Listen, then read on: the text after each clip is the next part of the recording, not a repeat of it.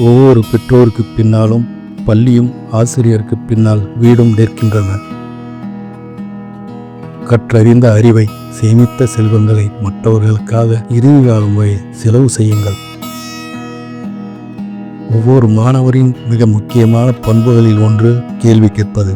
மாணவர்கள் கேள்வி கேட்கட்டும். புத்தகங்கள் நிரந்தர துணை.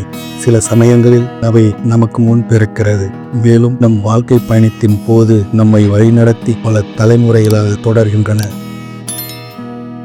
ஒவ்வொரு இளைஞனுக்கும் இருக்க வேண்டிய 2 முக்கியமான வாழ்க்கை இலக்குகள். 1.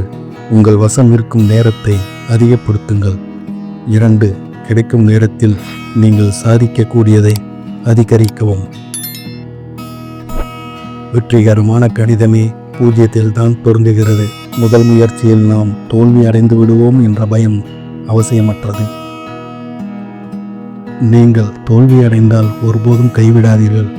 தோல்வி என்றால் கற்றலில் முதல் முயற்சி என்று பொருள்.